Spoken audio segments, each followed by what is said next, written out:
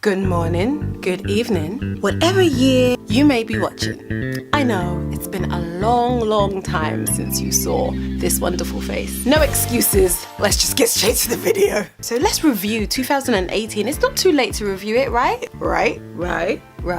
It's not too late, so let's review.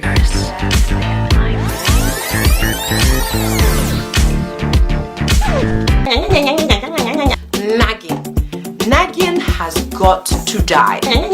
Wow, I have grown so much. I have doubled my number of subscribers. Wow. That is pretty good. I was gonna record a different style of video. It's gonna be like this fun, bubbly video, and I'm looking back on the video that I made about wifey habits and realizing that I did a lot of that stuff on that list. Like a lot of stuff on that list. And I don't think I celebrate my achievements enough. I think we need to revel in our accomplishments. And if I'm honest, towards the end of 2018, all I could think of was how my face had been bruised. There were so many great things that happened in 2018, and I don't think I celebrated them enough. Like, I don't feel like I really took the time to celebrate the microwin. The moments when I did plan something romantic. The moments when I did not shout. I did look, pray, and then respond. Okay, maybe the last 2 points I might not have done so well. Yeah, I'm just gonna take that in for a minute. A dear friend said to me quite recently, actually, about the importance of just being. Instead of doing like 5 different things for how to be a great wife in 2019 and how to be a mum in 2019, I'm just gonna scrap all of that, scrap the vision board, scrap the goals. It's just one thing, one intention, is just to be, to really just be present. And I know it sounds kind of like goobly-gook. I think we spend so much of our time, so much of our life just wishing it away. Oh, I can't wait for the next thing. Or what about this thing? And what if this thing? And what if that thing? And with the issues that I've had in my mental health in the last 6 months, I think most of it is anxiety, which I will speak about in later videos.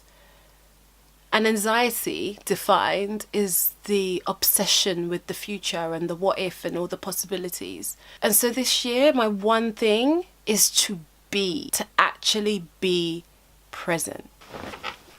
I tell you what led me to this point. I was reading a story to my kids, and I've read this story maybe about 3 or 4 times before. And as I was reading the story, I came across 2 pages. They look like brand new pages to me. Like somebody had inserted 2 pages that I'd never ever seen before. Like, I literally had never seen these pages before. And then it occurred to me, it's not that I haven't seen these pages before. It's not that I've not read these pages before, but I wasn't there before. Sometimes I guess I read bedtime stories or I do certain things subconsciously and I'm not actually there. I'm busy. My mind is busy thinking, you know, I've got to get them into bed and then I've got so many things to do after this, so I can't, I just don't bring myself into that moment. And life is not supposed to be lived in that, you know, in that constant worrying, in this constant worrying. That's where most of our lives is, in this worrying, in this busyness of everyday life.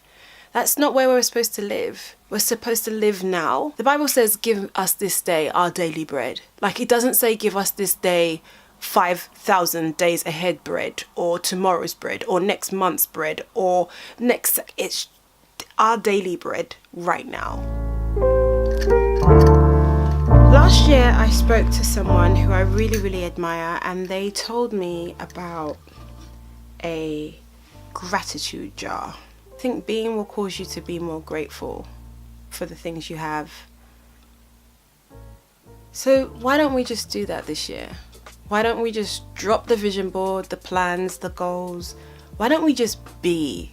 Because we can get so caught up, like I get so caught up in the tomorrow, in the figuring things out, in the plans, in the strategies, that I spend so much time worrying about vision boards, worrying about my goals, that I don't actually celebrate what has happened, what I have achieved, and I'm always hungering for more. The perfectionist in me, the meritocrat, I think that's the right word anyway, is always searching for something else. I meant to make it a fun, bubbly video, but in all honesty, like, just opening up this gratitude jar, this blessings jar, has made me really think about the importance of staying grateful, and every day writing something to be grateful for, like, because I think I spend too much time rehearsing what hasn't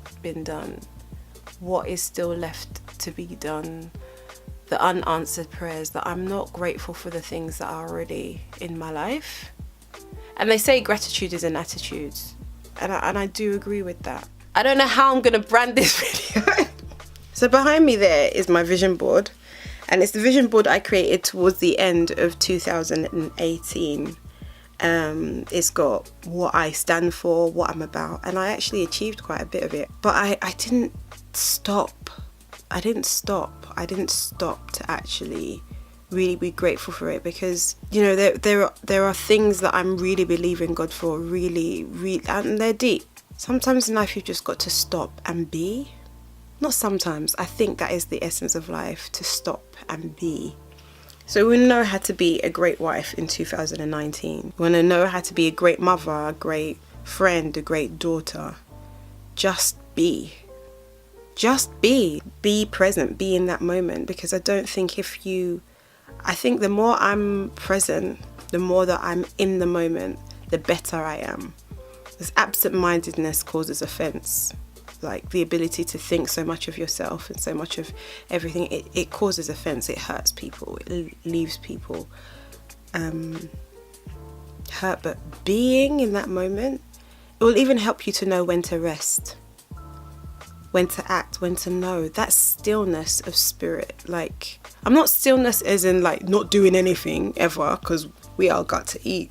Just be, no tricks, nothing. Like, all this effort that we put into it as well. Like, I definitely, I'm not even joking, I did the packaging. Look, last video in 2018, I had no nails. Now I got nails, I got locks, I've got piercings, I've changed my packaging, I've changed my branding. Like, it's nuts what I have achieved. What you have achieved is probably nuts too, but do we really stop to take stock? And do we rehearse the negatives more than we rehearse the positives? Because I think that would transform tomorrow, wouldn't it? How different would I be if I rehearsed the good more than I rehearsed the bad?